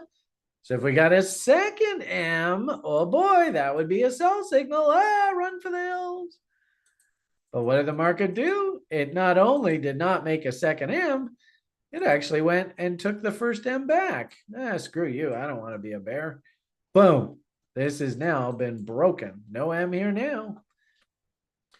So we don't even have one M yet in RSI. So that to me says we're probably not going to have any sell signals here issued. And I would just be patient. What'll probably happen with this is it'll come up, then it'll go like that, then it'll go like that, then it'll go like that, and then boom, 1M, boom, 2M, sell signal, run for the fucking hills. So that's sort of what it has to look like to give me those 2Ms in a row. But we don't even have 1M yet. So I don't think that Bitcoin's a short here. But at the same time, too, is there some sort of chart pattern that kind of looks like it's developing up here? And remember, Willie is saying avoid. And of course, TRI's weekly commodity trend survey, it doesn't want you investing your hard-earned money in Bitcoin right now. But what does this look like? Let's see if any of you can connect the dots. I'll make it really easy for you.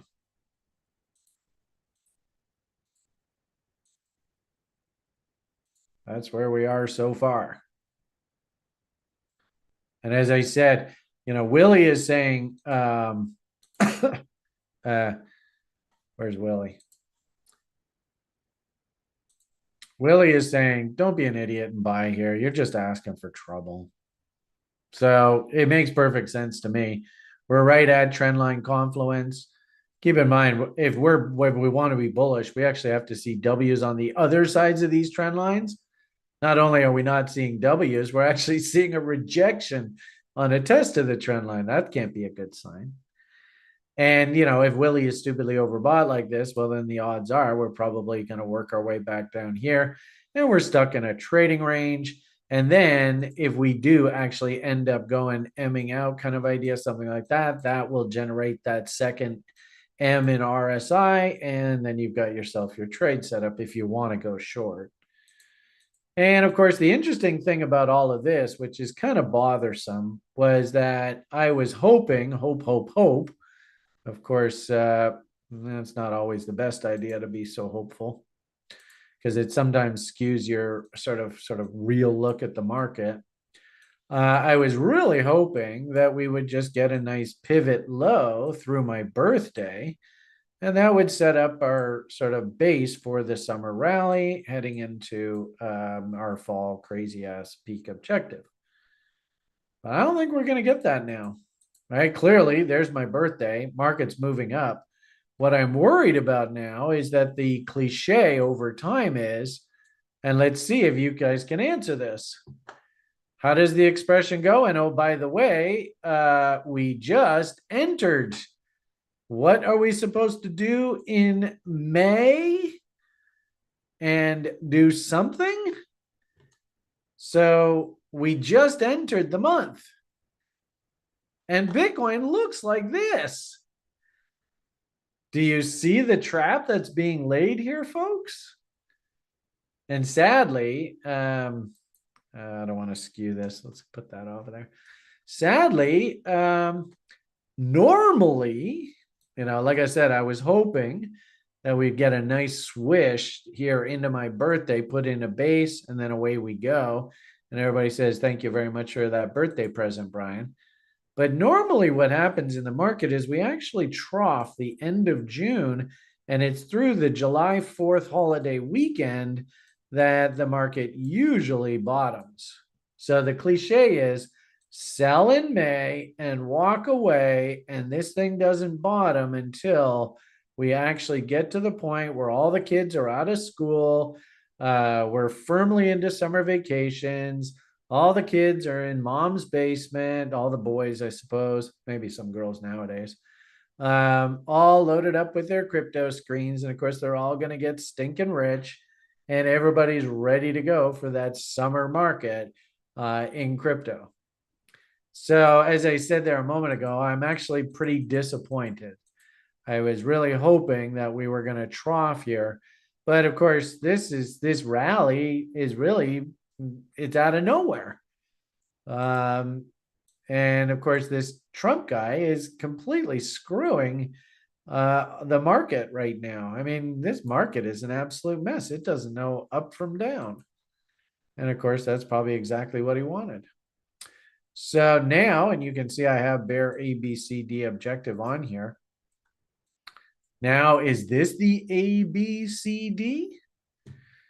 I'm kind of thinking so, folks. I'm sorry. Remember, Tom Lee has said all along here that he likes 60 to 70,000 Bitcoin. If this had made a nice solid base, come down, up, down, something like that, then I'd be like, I don't know, it's going to be awfully tough for the market to get through that base. And then we could do fog and bombs and stuff off of that W. And it probably projects some really nice higher highs.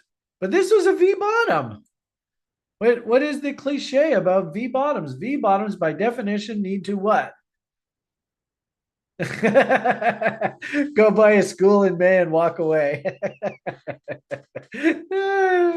Actually, Connor, are you ready? I think on Wednesday we're going to do the daily brief together. I'm going to be in Connor's backyard in 4 days. Oh God, I don't know what the hell I've got ahead of me here. That's right. V bottoms need to be tested. So unfortunately, this market itself, just anecdotally, is telling you this was, I hate to say it, and I mean, I'm going to sound like a doof here, but this was the exact wrong thing. You did not want to see the market do this if you are a bull. Really sucks. So, and then also too, keep in mind, we've got that May options expiry coming up here. I think it's on the 16th.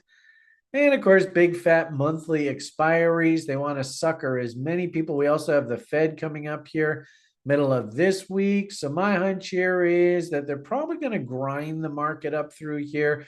They're trying to get as many people as long as possible into this May options expiry, and then we may see some serious fireworks. So, but the point here is that unfortunately now, I mean, there's just a number of things. Number one, I've got an avoid reading on Bitcoin, so I can't even really think about investing in this. Number two, the breadth indicator itself is now actually flashing warning signs to us, and medium term, we're too overbought. Too many things on the medium term. I know right across the damn board, the bond market, the stock market, the crypto market, and really, to all intents and purposes, the entire world currency market. I showed you how that gold actually has bearish bot setups working. Remember, gold is an inflationary what am I trying to say here? Is a proxy on inflation. So if the gold itself has a bearish bot, bearish ABCD working, there's that Barrick tweet. I mean, how many people that you see on the internet actually came out and said, you know what, you probably should short these gold stocks? Do you know anybody in the world that came out with you when the chart looked like this and basically told you, you know, you better be careful? This is actually a bearish chart pattern. And the interesting thing is when the smile confirmed, it also confirmed on a bearish engulfing bar. You can't get any more bearish than that. And what did Barrick do? Right? I mean, this was fucking a brilliant trade. Look at that thing collapsing. Did you hear any of you 60 people? Did you hear a single person tell you that gold was a short up there? Other than Brian Beamish. Anybody. I didn't hear a single fucking person in this world. I was the only one. Like, fuck. And I was right. And I have 27 followers. I just don't get it. I just don't get it. Anyway, so, and I actually put a really nice tweet. Maybe follow this Twitter feed. I do a lot of my personal tweets and stuff off of this feed. But I did a very, very nice walkthrough of how you use the breadth indicator to tell you how to trade these markets. And now that I've got this set up here with this matrix like this, it is so easy to see. You can see the correlation right across the market. And the worst part about it, like this S&P 500, this has got trouble written all over it. And look at the country funds. The country funds are actually spitting out a sell signal. Now, keep in mind, the country funds, this is like looking at all of the world. I suppose you could probably trade the MSCI, the Morgan Stanley. It's World Equity Market or something like that. Anyway, so the point here is that the breadth indicator itself is flashing major warnings. And unfortunately, like I said, when I look at something like Bitcoin, which I think to all intents and purposes has been securitized, whether it be you manually looking at price charts and, you know, doing things like, you know, this guy told me about this really awesome indicator that Flash is stupidly overbought and stupidly oversold signals, and when it's stupidly overbought, I better leave it alone. Right? Is anybody out there telling you this right now? Make a note of this, please. Somebody. I know Chris isn't here today. I'm sort of flying on by the seat of my pants all by myself. But I'm getting a lot of warning signs here from the market, people. A lot of warning signs. Well, Richard, so Richard says here, technically the C of the ABCD pattern is just outside of the bot range of 33 to 66. So that's fine. I mean, ABCDs will do any old damn thing they want. That is just a prerequisite of how we measure bot setups. So I don't know whether you're aware or if you've used the bot long enough. I mean, how do you deal with that situation?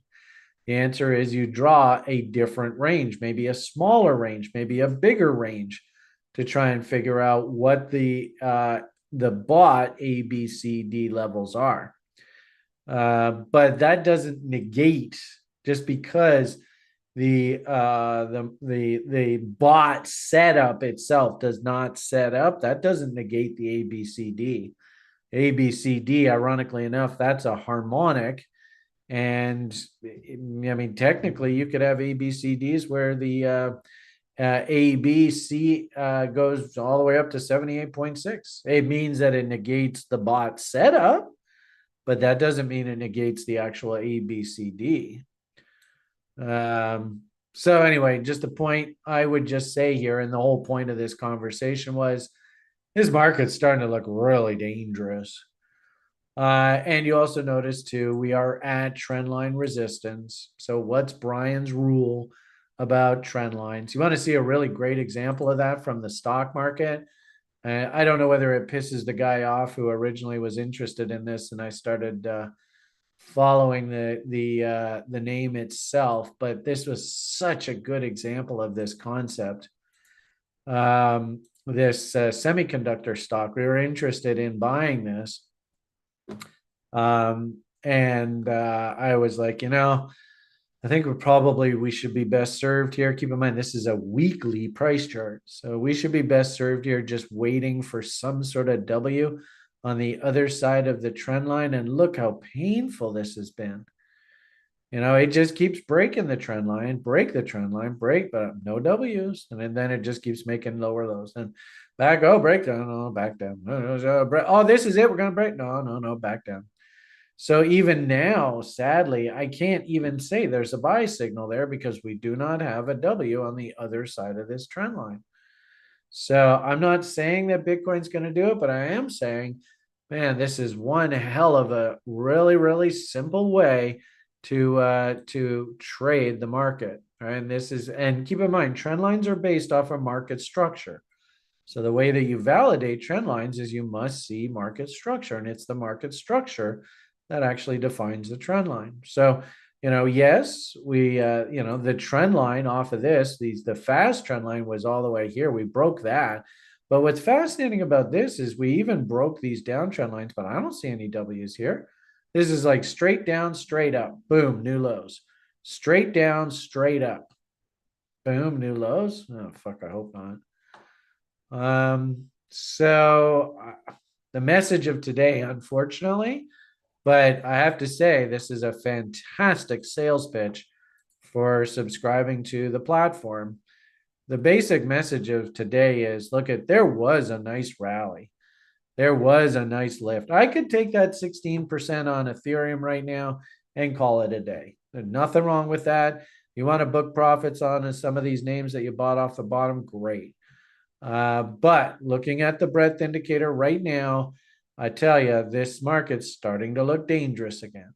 Now, we went through this step-by-step process of what does a short look like, right? Trade that Sacramento slap. That setup is freaking gold. And it's saying right now, yes, the market's overbought. Willie is stupid. You're an idiot if you're buying up here. Gucci sweater wearers are probably starting to tout their courses to buy Bitcoin. But location, yuck. Trend line, Mountain Man, reload zones, terrible location. Indicator confirmation, Willie is telling you, you buy here, you are asking for trouble. But at the same time too, if we're actually looking for that short signal, we don't really have a well-defined top here on Bitcoin. I mean, I do think that this is in divergence because you can see market actually peaked, actually right there, but let's draw that right to there. So we'll go here. So those are higher highs in price. And you can see MACD not making higher highs. So, if I was day trading this and it was like a 1 minute futures chart, I would say, Willie, stupid, check. MACD in divergence, check. Whoa. Do we have M's in RSI? And I need to see 2 M's in a row? No. So we're not ready to even think about shorting yet. If anything, this is a really, really good example of patience and discipline. You have to be patient and wait for this to M out. There's the first M. As soon as that happens, then Brian starts to go into focus mode, right? It's at that point where I go check, check. First M comes in on RSI, check. And my hunch here is that when that happens, this image happens, my hunch is that price will have come down here. Then it'll start working its way up here. And if we get any signs of momentum failure at all, right over here, that sets up the head and shoulders. And of course, you all as good technicians, you know exactly what a head and shoulders objective is, right? It's the distance from the neckline back up to the head projected off of the neckline. So if you were going to short this, then your target would be somewhere down in here. And oh, what a surprise. What do you think the odds are that if I did a 50% rule of this range, that head and shoulders objective, there's the 50% rule, right? You see that? Do you think that's an accident? I don't. So my hunch, and also too, notice that that's the POC. So the message here right now is way, way too late to buy. Way too late to buy. Probably a little bit too early to actually short. If you want to take some profits, because you did step into the breach, maybe through here, maybe you played this bot. I don't know. I do know that there were some site members, and congratulations to them. I was very proud, where they said, well, Brian, I have a W down here working off of, like, say, a 4-hour chart. So I'm going to trade this W. I mean, you tell me, did that W produce a 2-to-1 risk reward? It sure looks like it. So there is your bottom. This, as a professional trader, remember, you know, the beginning of April, April 7th, April 8th, remember our crypto indicator went stupidly oversold there and told you that that was a bottom. So did this hit 2-to-1s off of the bottom? There's 2-to-1 right there. So ironically enough, the professional trader, they're done. Trade's over. Book the profits. And, you know, based on the way Willie looks and the fact that we're bumping up against these trend lines, you're not supposed to take trade unless it's W on the other side of the trend line. That makes perfect sense. So can you all see the W in price? And remember our breadth indicator? All right, breadth indicator saying, all right, back there, where's our crypto, right? April 7th, right? Oh, look, it's telling you there's hunt buy setups, right? Simple as that. I don't know whether I would consider Bitcoin investment grade because, like I said, from an investor's perspective, it has a void, but there were tons of little cryptos that all put in really sexy little bottoms. But off a 4-hour chart, like a trader, I think there's a perfectly valid trade set up there. Looks pretty solid. So I think that's what's happened. You're way, way too late to buy. Way too late to buy. If anything, you should be ringing the register, taking some profits. And now we sit and we patiently wait. And if this thing can get back above the trend line and actually start putting in W's, because keep in mind, like I said earlier, we don't have any M's in RSI here off the higher time frames. I think you can actually see that 2M concept here off of this 4-hour chart. So I think you can actually see that there was a short setup off of this 4-hour time zone, right? We definitely have MACD div. We have, I don't know whether Willie got stupid here, but it sure looks like it. And you can see multiple M's coming in here. So I think there was lots of 4-hour short setups here, but like a daily chart, higher time frame player, I think you're just waiting for those 2 M's to form an RSI. And then if the market wants to dump here, unfortunately, we're now into the window. We're actually seasonally sell in May and walk away. Wait for the June swoon, as they used to call it, and that July 4th holiday weekend. To me, actually, that makes a lot of sense. And then we could also, for fun, look at cycles. So where's our cycle chart? Cycles, where are the damn cycles? Oh, this stupid computer. Why can I not see the cycles? There, right? So if we go low to low, so boom, not bad. There was the low there, maybe a little bit off, but you get the idea, just generally speaking. Well, there's your low. So 20th of May. So we're probably going to get a dump after my birthday, which actually probably sets up the trade. And then there'll be a little bit of a dead cat bounce. And then notice, look at that, right into early July. I think that's your ultimate low. Hopefully that's a higher low in price and we're starting our bull market run. But right now, oh boy, be careful here, folks. This has got trouble written all over it. All right. That is what time does that say? 1:32. So I think I'm probably going to head off into the sunset here. Did see there were a couple questions asked in the DB request room. Didn't really check the AMA document because I'm kind of flying by the seat of my pants here. This is a bit of a weird broadcast today, but I hope you all got some good educational value out of that. Yeah, I basically taught you how to be traders. If you should just honestly, all of you that are watching this for the first time, or even guys like Great Del Moody, he basically did this. I literally walked you through what I would consider probably about an 80% accuracy setup, that Sacramento slap. And if you can find a setup that's better than 60, 70%, man, that's solid gold. But this setup is just sicker than sick. So go and watch that video a few times, right? Take notes. I even gave you the screenshot, a step by step by step by step. And somebody on the site, I even said, go and practice this. And of course, if you need help and you need help building a plan, you need help sort of articulating what type of risk taker you are, you need help with trying to figure out how much money to put into any particular trade based on what type of risk taker you are. If you need help articulating and building your setups, trying to understand clearly what divergence is, how do you build Willie, how do you do RSI studies, how do you identify reload zones? Well, that's all about our education program. I think it's, and of course, this is nice and clear, right? You can see the trade like it's nobody's business, right? Anyway, and just to finish off on a screen that you can actually see.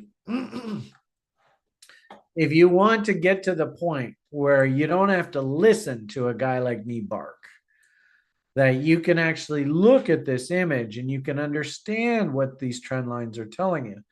You can understand what these reload zones are telling you. You can understand why we set the risk reward at 2-to-1 and why this particular trade setup worked. If you can understand why Brian's very, very reluctant to consider buying in here. Well, if learning all of those things about trading, that's what our education program is all about. And we have a new school term coming up here in a couple weeks, next week or two. So keep your eyes peeled for that. I think if you follow the 3-step setup process that we teach you, indicate location, indicator confirmation, price structure, go. And now you all got a nice little treat. I showed you a new setup that we've been trading, and I absolutely love trading daily on the ES with it. Yeah, you want to get a little bit more help in understanding how the setup works and implementing it, and someone to hold your hand while you're going through that process, then I would strongly encourage you to get your butt into the education program. If you feel as though you're working with a plan and you just need a little bit of guidance to help you see the market clearly and when you really should be risking your hard-earned money in the market, and then conversely, kind of what we're seeing right now, why Gucci sweater wearers come out. I suppose Gucci sweater wearers would be talking about buying bonds right here. I suppose a bit dangerous. Probably also talking about buying the world stock markets right here.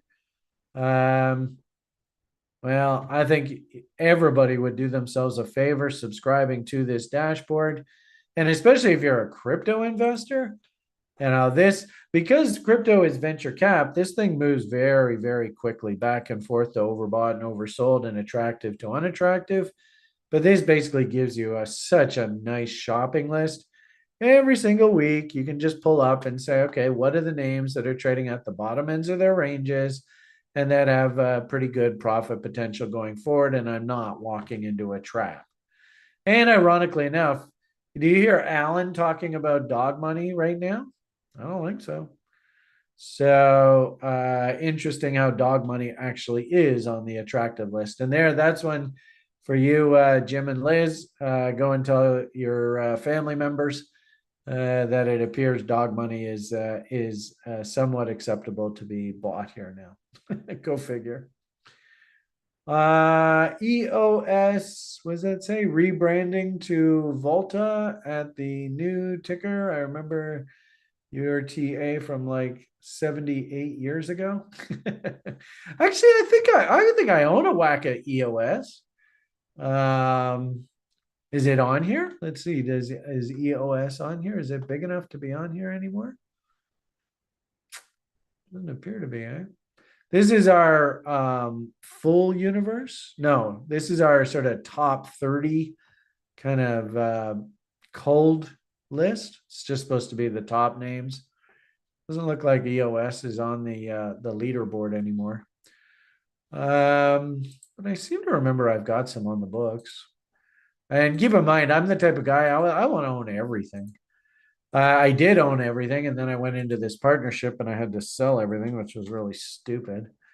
But anyway, so there's your EOS. Let's see what it looks like. Survey says, nah, this looks like any other crypto. But I don't, this is Richard Hart, isn't it? So yeah, hopefully, maybe it is, maybe it isn't. I can't remember. But hopefully you can all see there's the buy right there, right? Down, up, down, breakout. So there's your buy. Is it a buy here? Nah, coin toss. If I was working stink bids, I would work bids at 78.6. You know how much I love my 78.6. So that would be at, what does that say? 53 cents. That's where I'd work my stink bid. And you can see the original double bottom breakout was from 51, 52, somewhere in there. So yeah, pretty straightforward. All right, he's Hex. All right, so EOS is something else. I can't remember. Okay, off to Lily now. So wish us all good luck on the roads. PMA for the win. Slow and steady wins the race. I'll address questions either on the AMA document. I haven't even looked at that today because I'm on my own here today. I'll address them tomorrow. And I did notice there was one or two questions in the DB request room. So I'll address those as well tomorrow too. Yeah, there you can see I bought a little bit of this here at $1.05. I think that's a while ago. So anyway, yeah, I guess that was up in this area. So yeah, I got a little bit of it on the books, and it looks like I'm underwater. There you go. All right, everybody, have yourselves a fantastic rest of your day. PMA for the win. Try and remember what your number one job as a trader is. Don't take no wooden nickels. The only thing left for good old Brian to say to you good people is a hearty bye for now.